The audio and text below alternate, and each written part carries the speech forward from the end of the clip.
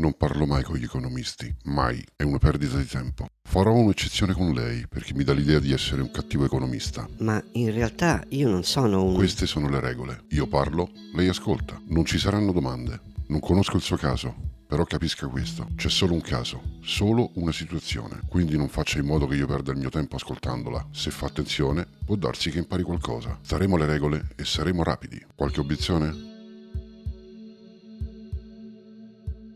Molto bene. Cosa vuole allora?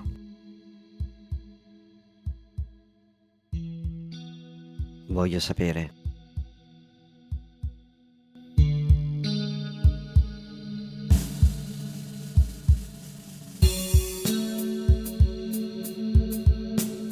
Io ho delle galline e lei ha un orto con dei pomodori. Io voglio i suoi pomodori e lei vuole le mie uova. Che facciamo? Uno scambio. Un semplice scambio, per esempio, un uovo per un pomodoro. Così erano le cose all'inizio. Però è chiaro che a volte i suoi pomodori erano buoni e altre volte no. O magari mettiamo il caso che io voglia comprare un cavallo e non abbia molto chiaro di quante uova mi servano. Ma se prendiamo come riferimento, per esempio, un po' di oro, l'oro è bello, brilla e non ce n'è molto, quindi è prezioso. Ora possiamo fare una tabella di conversione. Se una dozzina di uova vale quanto una pepita d'oro e un cavallo costa 100 pepite, è facile capire che un cavallo vale lo stesso di... 100 dozzine di uova. Semplice, vero? L'oro si converte così in moneta di scambio, per semplificare.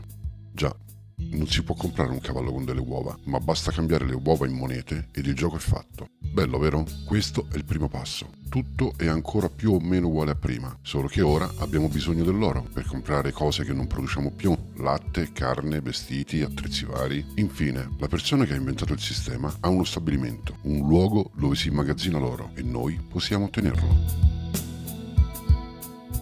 Quell'uomo è un altruista, ovviamente, non vuole venderci l'oro, gli basta prestarcelo. Per esempio, a me presta 10 monete e me le lascia in prestito per un periodo di 12 mesi. Mi chiede solo un piccolo interesse, logicamente. Diciamo che sia un 10% delle monete prestate, e questo perché lui rischia il suo oro ed io invece non rischio nulla. Per cui lui avrà bisogno di una garanzia nel caso in cui io non riesca a restituirgli il prestito. Nel suo caso, se lei vuole dell'oro, dovrà ipotecare il suo campo di pomodori per fare in modo che quell'uomo le presti 10 monete. In cambio dei suoi pomodori e delle sue carote? No. Lei resta con la sua produzione di pomodori e carote. Non si deve disfare di nulla e può continuare a commerciare i suoi prodotti, solo che ora deve rendere alla banca 11 monete d'oro in un anno, le 10 che le hanno prestato, più l'interesse.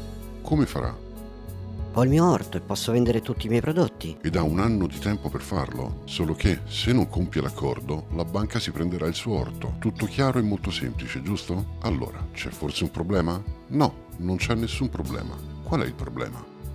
Immaginiamo che la banca abbia una quantità totale, diciamo di 100 monete d'oro. Questa è la quantità totale di oro che esiste. 100 monete, non una di più, non una di meno. Oltre all'uomo buono esistono altre 10 persone. Lei, io, un fabbro, un sarto, una poliziotta, un cameriere, 10 persone in totale. Tutti abbiamo chiesto oro per comprare e tutti abbiamo chiesto un prestito. 10 monete ognuno, per un totale di 100 monete.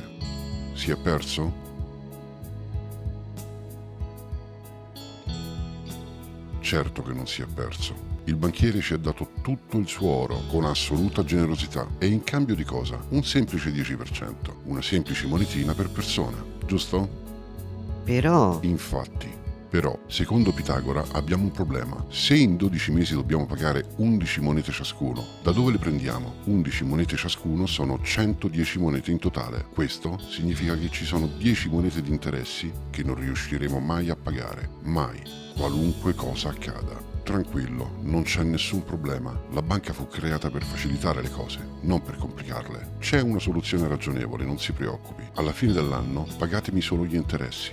Una monetina ciascuno. Vi aspetterò. Il prossimo anno mi pagherete la quantità prestata all'inizio. Le prime 10 monete, insomma. Se paghiamo una moneta, ce ne rimarranno 9. 9 ad ognuno, così che se dobbiamo pagare ancora 10 monete, alla fine dell'anno continueremo con lo stesso problema e in più avremo meno soldi. Esatto.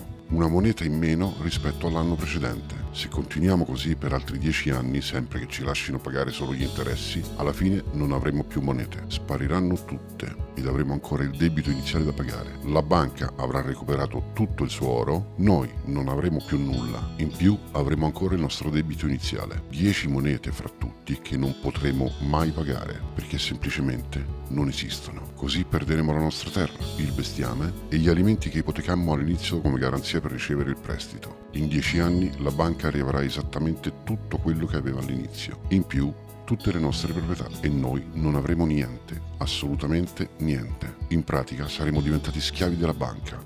E perché? Per nulla, in cambio di nulla.